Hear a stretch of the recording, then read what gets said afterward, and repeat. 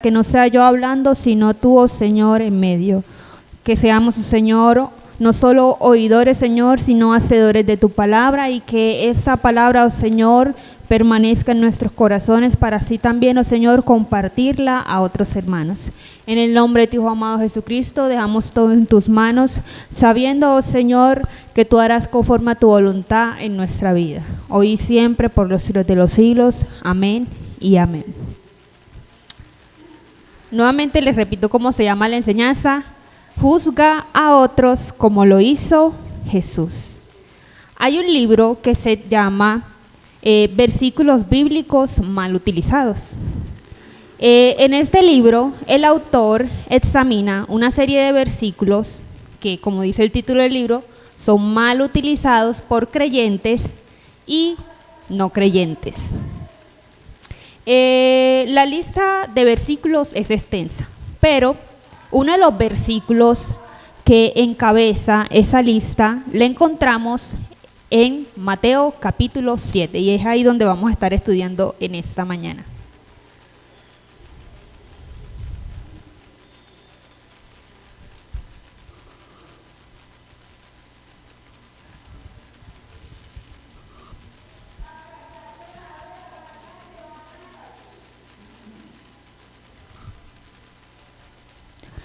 Cuando lo tenga me dice amén. Mateo capítulo 7. El versículo en el cual estaremos tratando, o los versículos que estaremos tratando en esta mañana, van a ser del versículo 1 hasta el versículo 6. Ahora, dice el autor que se podría argumentar que el versículo 1 de Mateo capítulo 7 es el versículo más mal aplicado de toda la Biblia. Entonces, antes de conocer el por qué ese versículo se está mal interpretando, le invito a que leamos Mateo capítulo 7 del 1 al 6. Leo la palabra del Señor en el nombre del Padre, del Hijo y del Espíritu Santo. No juzguéis para que no seáis juzgados, porque con el juicio con que juzgáis seréis juzgados, y con la medida con que medís os será medido. ¿Y por qué miras la paja que está en el ojo de tu hermano y no echas de ver la viga que está en tu propio ojo? ¿O cómo dirás a tu hermano: déjame sacar la paja de tu ojo, y he aquí la viga en el ojo tuyo? Hipócrita, saca primero la viga de tu propio ojo, y entonces verás bien para sacar la paja del ojo de tu hermano. Y el versículo 6 dice: no deis lo santo a los perros, ni echéis vuestras perlas delante de los cerdos, no sea que las pisoteen y se vuelvan y os despedacen. Amén. Y antes de entrar en materia, les voy a hablar un poco de contexto del pasaje. Este pasaje, el capítulo 7, es la continuación del Sermón del Monte. Para los que no saben qué es el Sermón del Monte, es el sermón más famoso que dio Jesús. Se podría decir que es incluso el sermón más famoso dado por cualquier persona en la tierra. El Sermón del Monte cubre varios temas diferentes, y eso se abarca desde el capítulo 5 hasta el capítulo 7 del libro de Mateos. Ahora, si se tuviera que resumir el Sermón del Monte en una sola frase, sería lo siguiente: cómo vivir una vida consagrada y agradable a Dios, libre de hipocresía, llena de amor, gracia, sabiduría y discernimiento. Y ahí cierro el paréntesis. Ahora, a partir del capítulo 7, Jesús se mueve a otra idea del Sermón del Monte. Al principio, entre los capítulos 5 y 6, él trata temas conectados con la vida espiritual interior, es decir, actitudes de caridad, perdón, ayuno, el afán y también el deseo por las cosas materiales. Y en el capítulo 7 en adelante empieza a tratar un tema importante que está conforme a la forma en que nosotros pensamos y tratamos a los demás. Ahora, si bien sabemos, Jesús nos llamó a tener una justicia mayor a la de los fariseos y a la de los escribas, ¿cierto? Pero resulta y acontece que nosotros pensamos de cierta forma, o en ese momento cuando Jesús les dijo esta palabra a sus seguidores, era que ellos llevaban una manera de pensar. Si bien Él nos había dicho de que se debía tener una justicia mayor a la de los fariseos y la de los escribas, las personas que seguían a Jesús en ese tiempo pensaban que la única forma de hacerse más justos era juzgando a los demás. Y aquí Jesús en este capítulo reprendió ese tipo de pensamiento. Ahora, voy a hablarles lo que no quiso decir Jesús y que usualmente uno interpreta en este primer versículo. No juzguéis para que no seáis juzgados. ¿De qué estaba hablando aquí Jesús? Ciertamente Jesús no quiso decir lo siguiente: no piensen críticamente, no hagan evaluaciones morales, no digan cómo hacer o cómo vivir. Ahora, eso es lo que usualmente uno interpreta cuando uno dice no juzgue y para que no seas juzgado. Es decir, no podemos decir cosas malas de los demás. Pero ¿cómo sabemos nosotros que esos usos comunes del no juzgar están malinterpretando lo que en realidad el Señor Jesús quería decirnos en este capítulo? Y todo se relaciona al contexto. Ahora, no es necesario que nosotros busquemos en otros evangelios o en otros capítulos para entender lo que Jesús quería decir en ese primer versículo. Si bien sabemos que aquí Jesús no quiere decir que no debemos hacer evaluaciones morales de las cosas, podríamos decir o se podría interpretar lo siguiente. Si leemos los 5 versículos siguientes al versículo principal, nosotros diríamos que Jesús ahí se está haciendo como contraproducente, por así decirlo. No sé si será la palabra correcta o está hablando de dos formas. Porque el primero dice, no juzguen, ¿cierto? Pero más adelante, si ustedes leen más el capítulo, él empieza a llamar a sus oponentes cerdos, y perros. Ahora uno dirá, bueno, Jesús primero dijo que no juzguen y después les está diciendo a los fariseos cerdos y perros. Pero resulta y acontece que Jesús lo hizo porque él tenía un reconocimiento que requiere un juicio moral. Si nosotros conocemos la historia de los fariseos y los escribas y cómo eran ellos, Jesús tenía toda la razón para juzgarlos de esa manera. Ahora, si Jesús no está diciendo lo que nosotros creemos que está diciendo con el versículo de no juzguen para que no seáis juzgados, ¿qué es lo que está diciendo Jesús? Y todo se basa en una simple cosa, y es en que no seamos críticos. Es decir, si nosotros vamos a ser críticos, lo debemos hacer con base a juicios teológicos, éticos y morales, pero no hacerlo desde un nivel de superioridad. Un autor explica lo que quiso a Jesús aquí decir de la siguiente forma: lo que nuestro Señor quiere condenar es un espíritu buscador de defectos, la inclinación a culpar a otros por ofensas insignificantes o asuntos de indiferencia, el hábito de emitir juicios impulsivos y apresurados, una disposición a magnificar los errores y debilidades de nuestros vecinos y pensar lo peor de ellos.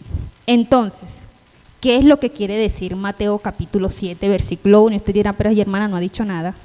Exactamente, no he dicho nada. Pero, ¿qué es lo que quiere decir ese pasaje para los que sí comprenden su significado? Entre aquellos que parecen no saber de la Biblia, el versículo 1 de Mateo capítulo 7 siempre lo terminan citando, pero con una mala interpretación. Y se suele pensar lo siguiente: es que Jesús en ese pasaje mandó de que tuviéramos una aceptación universal de cualquier estilo de vida o enseñanza. Y no sé si hasta aquí me hice entender lo que quiere decir.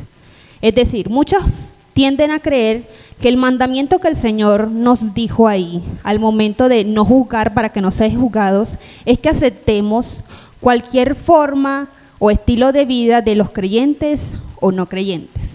Es decir, que de la única forma en que no pequemos es no juzgando, es decir, es quedarnos callados ante lo que estén haciendo las personas o la forma en que esté viviendo. Pero eso no es lo que el Señor Jesús quería decir. Si bien el pasaje no prohíbe examinar la vida de los demás, sí lo prohíbe de la forma en que nosotros lo hacemos usualmente, y es sin tener hechos del por qué nosotros estamos juzgando a esa persona. Un ejemplo de juicio injusto es la condena que le hicieron los discípulos a la mujer que ungió los pies de Jesús. Eso se lee con perfume en Mateo 26. Ellos pensaron que la mujer estaba haciendo algo malo porque estaba desperdiciando el perfume. Pero si leemos en el pasaje, Jesús dijo que lo que ella había hecho, ¿cierto?, fue una buena obra que sería recordada para siempre. En ese momento los discípulos la juzgaron, ¿cierto?, sin tener un juicio ético, moral y teológico para esa mujer. Tuvieron un juicio duro e injusto.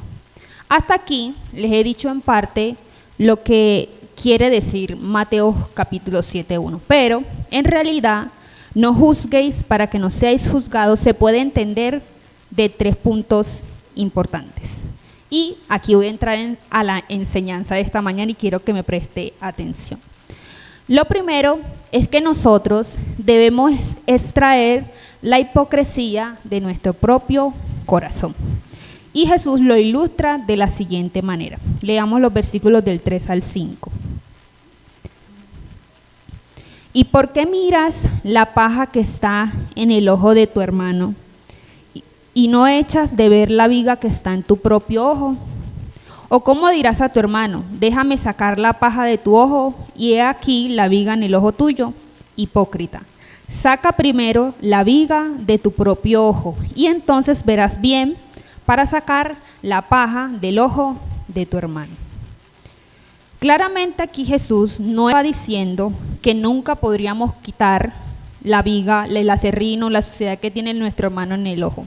Obviamente aquí Jesús está hablando metafóricamente, ¿cierto? Solamente está diciendo que no lo podemos hacer si primero aún nosotros no nos hemos examinado a nosotros mismos.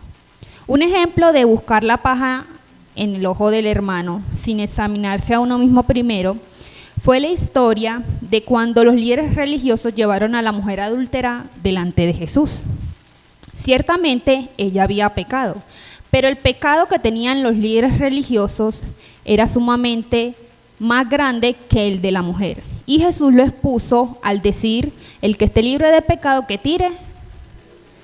¿Y ellos qué hicieron? Exactamente. Entonces, ¿cuál es el propósito de este pasaje? De los versículos 3 al 5. Es promover la humildad en la autoconciencia. Es decir, utilizar el discernimiento para examinarnos primero a nosotros antes de examinar a los demás. Entonces, muchas veces Jesús aquí habla que el que tiene la viga en su ojo no se da cuenta de que tiene una suciedad, ¿cierto? Y que está ciego en su propia falta. Por lo que al momento de él o de ella de intentar corregir a una persona que tiene esa suciedad también en su ojo, ¿cierto? Cuando él o ella tienen ese pecado incluso más grande, resulta en la acusación de hipócrita. Ahora, muchas veces nosotros podemos encontrar miles de formas para ocultar la suciedad que nosotros tenemos, pero eventualmente los demás van a notar esa suciedad. Y un buen ejemplo de este tipo de hipocresía fue la reacción que tuvo David hacia la historia de Natán, que era acerca de un hombre que injustamente robó y mató las ovejas de otro hombre, ¿cierto? Si leemos la historia, ahí dice que David rápidamente reaccionó condenando al hombre, pero David estaba ciego en su propio pecado. el cual era mucho más grande que la de ese hombre. Y si no se conocen bien la historia de David, pueden ir a 2 Samuel, capítulo 12. Ahora, ustedes me dirán, pero bueno, nos ha dicho puros ejemplos de la Biblia. Si bien las cosas que sucedieron en la Biblia sucedieron en la realidad, ¿cómo luce entonces la hipocresía en el ahora o en el presente? Luce de la siguiente manera. Primero, cuando corregimos a alguien por maldecir, ¿cierto? O por contar un chiste de mal tono, pero luego nosotros regresamos al WhatsApp a leer un hilo de mensajes que es un chisme. Eso es la hipocresía. Otro, cuando nosotros ponemos los ojos en blanco ante la petición de oración de algún hermano, porque como hay hermanos, cierto, que en realidad les surge que oren por la petición, entonces cuando ese hermano pide mucho y pide mucho y pide que oren por él, entonces uno dice, ay, otra vez ese hermano. Bueno, ahí también hay hipocresía. O también cuando nosotros corregimos la forma en la que ora una persona, cuando prácticamente nuestra vida de oración privada es inexistente. Y les voy a dar más ejemplos. También, ¿cómo luce la hipocresía en la realidad? Cuando escuchamos que hablan mal de la iglesia, de los ministerios, del pastor, ¿cierto?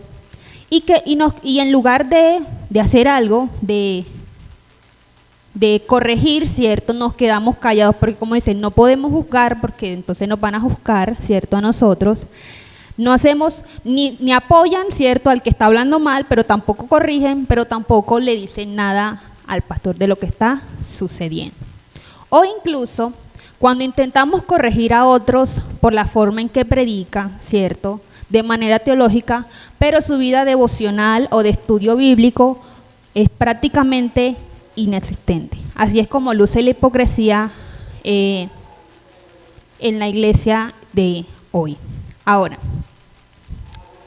en pocas palabras, la justicia propia es el arte de siempre estar más molesto por el pecado de los demás, es cursar un doctorado en las faltas de los otros y contentarnos con una certificación de nuestras propias faltas.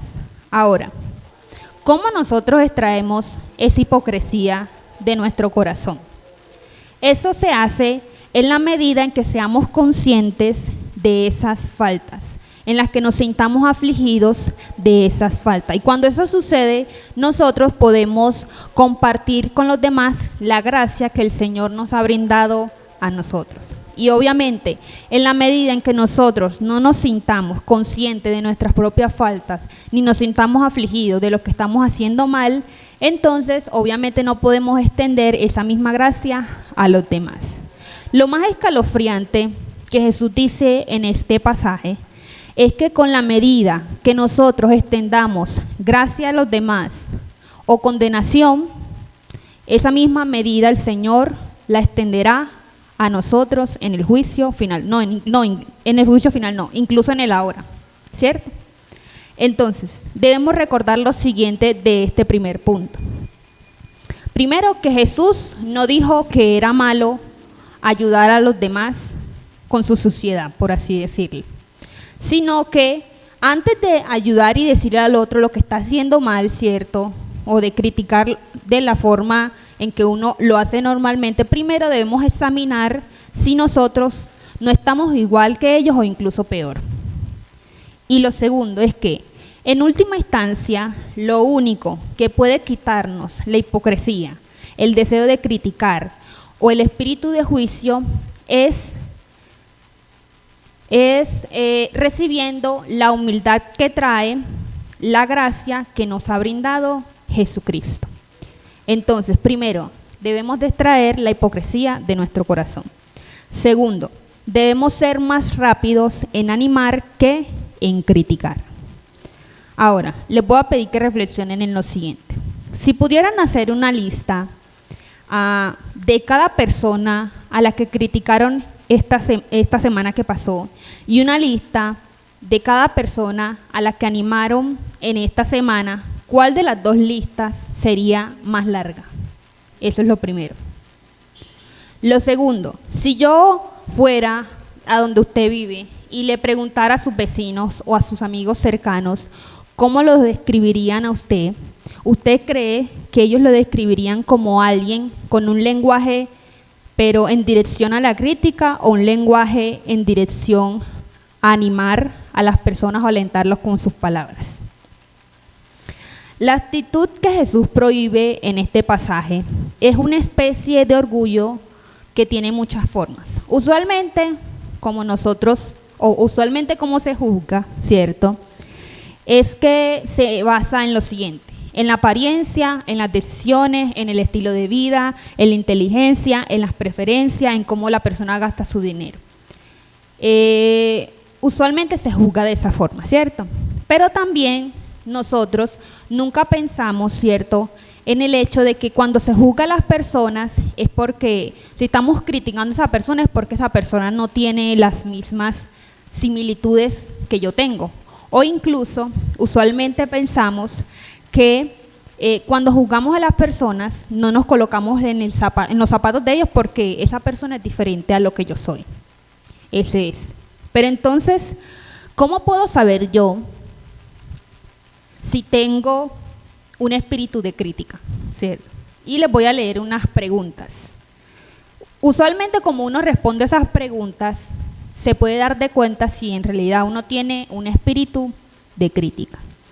Primero, te enorgulleces de tus opiniones fuertes. Segundo, sientes siempre la necesidad de compartirlas, es decir, como está desesperado de decirle a otro hermano el por qué ese hermano está haciendo las cosas malas.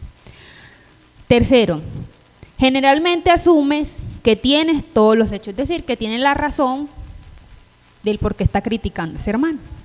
Si sus respuestas fueron afirmativas, tenga cuidado con el juicio inverso, ya que usted puede ser un fariseo intentando corregir a otro fariseo. Y obviamente que a uno lo llamen fariseo no es algo bueno, sí sabemos de las escrituras. Entonces, el objetivo no es encontrarnos en oración diciéndole al Señor que muchas gracias porque somos diferentes a los demás. Ese no es el objetivo, sino que nosotros reconozcamos primero de que hemos pecado y de que si nosotros necesitamos corregir a alguien, que sea el Señor diciéndonos la mejor forma en la cual nosotros podemos ayudar de que esa persona corrija sus faltas. Y aquí voy a abrir un paréntesis. ¿Cómo debería el hecho de no juzgar desafiarnos no solamente individualmente, sino a nivel de congregación? Porque eso también se ve a nivel de congregación. ¿Cómo se ve el juzgar a nivel de congregación? Por un lado, podríamos empezar a sentir como que solamente la iglesia, esta iglesia de aquí, Peniel, tiene la teología correcta, a diferencia de otras iglesias. O incluso cuando empezamos a pensar, ¿cierto?, de que solamente la iglesia Peniel, ¿cierto?, es la única iglesia que tiene el Espíritu Santo.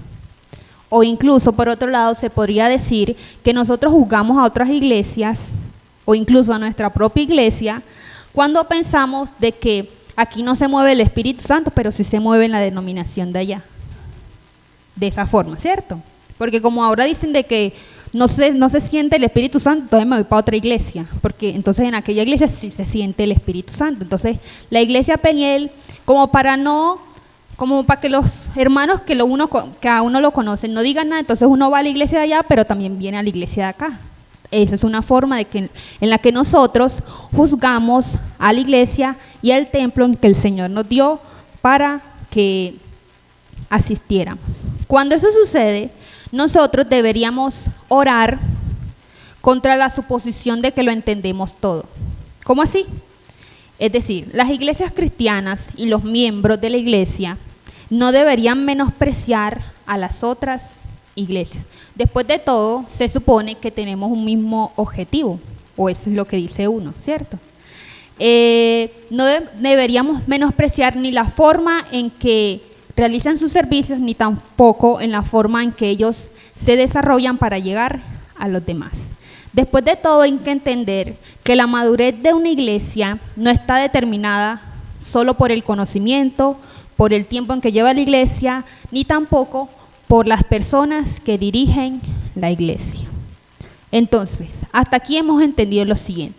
Primero es que con el versículo 1, el Señor nos hace entender que el mandato de Él no fue que nosotros aceptáramos universalmente todo tipo de estilo de vida o enseñanza. Lo segundo es que si vamos a juzgar a los demás, tiene que ser con un juicio teológico, ético y moral. Es decir, con hechos basados en las Escrituras, porque después de todo somos cristianos, seguidores de Jesús. Ahora, y como tercero, es de que nosotros debemos sacar primero la hipocresía que hay en nosotros para poder sacar la hipocresía que hay en el otro hermano. Como cuarto, es que debemos ser más rápidos en animar que en criticar. Y como tercero, el tercer punto para entender este primer versículo, lo leemos en el versículo 6, que dice: no deis lo santo a los perros, ni echéis vuestras perlas delante de los cerdos, no sea que las pisoteen y se vuelvan y os despedacen. Un poco después del sermón, en los versículos 15 y 16, Jesús nos ordena a conocernos a nosotros mismos y a conocer a los demás por sus frutos. Pero para hacer eso es necesario que hagamos un tipo de evaluación. Con este pasaje, con este versículo, el versículo 6, Jesús quiere decir que no sean críticos, pero tampoco desechen todo tipo de discernimiento. ¿A qué se refería eso? A eso el Señor. Él nombra aquí perros, cerdos, perlas, etc. Los perros y los cerdos se pueden definir o se pueden interpretar de dos formas. Primero, aquellas personas a las que uno les habla del Evangelio pero no quieren aceptarlo. O también aquellas personas que rechazan a las personas que llevan el Evangelio. Hay que entender que cuando el Señor dice, ni echéis vuestras perlas delante de los cerdos, no seas que las pisoteen, es que nuestro amor hacia los demás no debe cegarnos de su endurecido rechazo a las buenas nuevas de salvación. Es decir, si esa persona no escuchó acerca, si usted le habló una vez y esa persona simplemente no quiere seguir al Señor, pues ya, no le va a seguir insistiendo porque ya usted hizo el trabajo. Lo que el Señor quiere aquí que entendamos que como creyentes nosotros estamos llamados a dar amor incondicional, pero el cristiano no está llamado a tener aprobación incondicional. ¿A qué me refiero con aprobación incondicional? Porque muchas veces uno le habla hay iglesias, es lo que he visto ahora, ¿cierto?, de que ya tienen una aprobación incondicional a cualquier estilo de vida del mundo. Es decir, que se están adaptando a la forma del mundo actual, es decir, sin importar el pecado, si es que lo llaman pecado, ¿cierto? Ellos dicen de que en esa iglesia todos son bienvenidos. Obviamente en las iglesias todos son bienvenidos, pero nosotros tenemos que dejar de lado el pecado para hacer las cosas correctamente del Señor. El Señor nos llama a tener un amor incondicional a los demás, a hacer obras de caridad, ¿cierto?, a hablarles de la palabra, pero no a aprobar la forma en la que están viviendo. Es decir, si ellos tienen que venir a los caminos del Señor, tienen que dejar de lado la vida pecaminosa que llevan. Lo segundo, ¿a qué se refería el Señor aquí con perros y cerdos también? Se refiere también a los creyentes que son críticos e hipócritas. A eso también se refiere el Señor cuando habla, no des a los santos a los perros, ni echéis vuestras perlas delante de los cerdos, porque muchas veces nosotros nos examinamos a nosotros, ¿cierto? Y bueno, sacamos este pecado, pero le vamos a hablar a este hermano, ¿cierto?, que está haciendo las cosas malas, pero no quiere dejar de hacerlas. Y si bien nosotros les damos una palabra para que se corrija, y ese hermano no se corrige, entonces ¿qué debemos hacer nosotros? ¿Seguir diciéndole lo mismo para que se corrija? No. Sino que debemos dejarlo ser y ya él arreglará con el Señor. Entonces, recuerden, como cristianos estamos llamados a demostrar amor incondicional, pero no estamos llamados a tener aprobación incondicional de los estilos de vida y enseñanza. Entonces, voy a resumir todo lo que les he dicho hasta ahora. Primero, debemos de juzgar con un juicio moral, ético y teológico. Es decir, con hechos. Usted no va a decirle al hermano de que está pecando en cierto pecado que dice la Biblia, pero, ¿y qué más? No. Lo segundo, el Señor no nos dio un mandato, no nos dio el mandato de no juzgue para que no sea juzgado, para que nos quedemos callados ante las cosas que sabemos que están mal, ¿cierto? Y aceptar la forma en la que las personas están criticando si bien a su familia o a la iglesia o a un hermano, etc. Lo tercero, la única forma de nosotros sacar la hipocresía que tenemos en nuestro corazón es siendo conscientes de que tenemos esa hipocresía y sentirnos afligidos por ella. De esa manera podemos recibir gracia del Señor y extender esa misma gracia a los demás. Y como cuarto es pensar cómo me describirían los demás. Si soy una persona o un creyente que tiene un lenguaje en dirección a la crítica o soy un hermano o un creyente que tiene un lenguaje en dirección a animar y alentar a los demás. Y quiero cerrar con lo siguiente. Dice el versículo 2, la parte B de Mateo capítulo 7. Con la medida con que medís, os será medido. Este es el principio sobre el cual Jesús hizo el mandamiento: no juzguéis para que no seáis juzgados.